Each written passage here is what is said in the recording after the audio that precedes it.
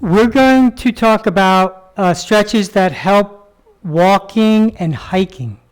So we'll show you 3 stretches that you can do before your walk or your hike. You can also do it during your walk and your hike. So, and of course, doing these stretches after an event is also helpful for recovery, faster recovery. So we have 3 hamstrings on the back of our leg, and we're going to show you a stretch for all 3 hamstrings. Easy to do, and you can do them in the standing position, so that's why it's easy to do during your walk or your hike. So let's do the medial hamstring first. It's associated with the pancreas, and it also helps with the hip joint, okay? So I'm going to put my left foot forward, right? Left foot forward, and I'm going to turn the foot in a little bit, right? So I'm giving you the front view, and what's going to happen here, I'm going to pull that heel back toward me. You see the mat buckle up, right? And with a bent knee. You want to have a bent, it has to be a bent knee, because that's how we stretch this muscle group right here. Pull it back. Now you're resisting. You want to make sure your pelvis isn't pitched forward. You want to keep it neutral or extended, sitting back. So keep the resistance and fold at the waist. Try and keep your head, neck, and torso somewhat straight, and then relax as you stand up. So we're resisting this movement with the inside of our heel, pulling back, pulling back, pulling back, and then we relax standing up. Okay? So resist, resist, keep a bend in that knee, continual resistance through the stretch. Now, if you're doing it before, it's really great to do 3 sets on each muscle group, and we'll show you 1 set in each muscle group, and you can do it 3 times. Or after your event, you know. But during your event, you know, you say you want to stop, you're hiking for a half hour or so, and you just want to stop and do, you know, 6 or 8 repetitions, you're going to find that to be very helpful. Resist on the way down. Breathing through your nose is a really good example of breathing, but you can breathe any way you want.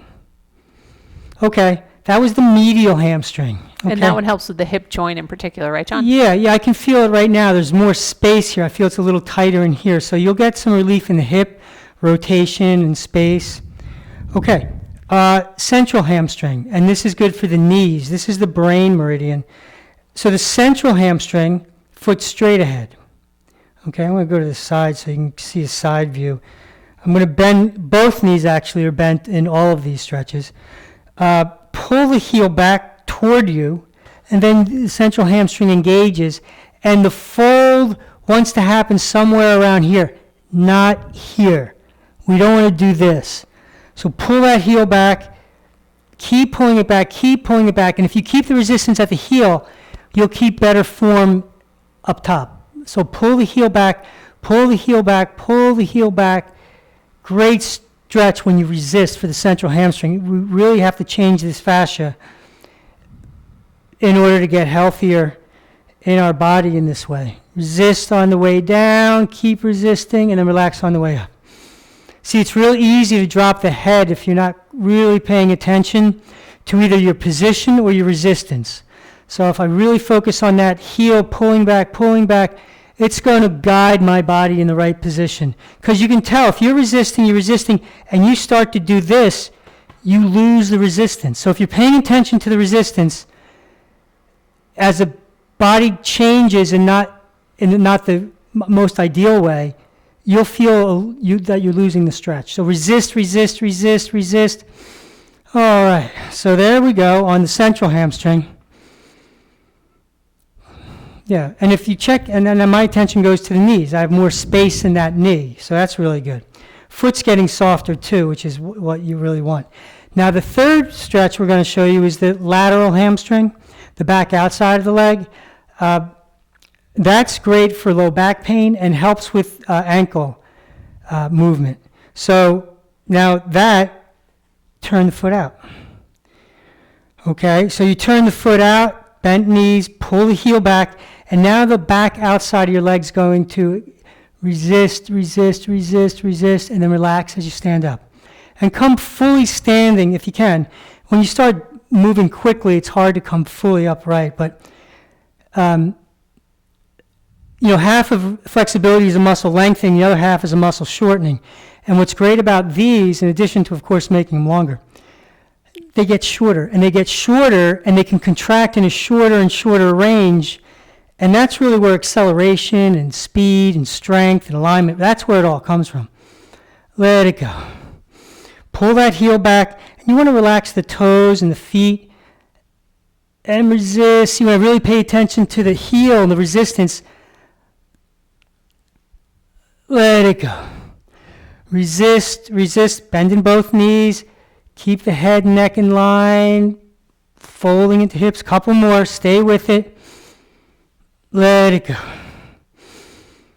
Now your resistance and your speed, that's up to you. It may change from repetition to repetition or throughout the set. I can feel the other leg burning because it's supporting and allowing this to resist and lengthen. Okay, I can feel the body heating up really nicely. Wow.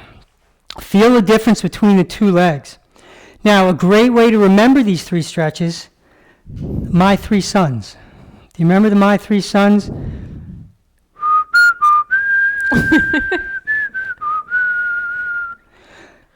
Turned in is the medial, straight ahead is the central, and turned out is the lateral.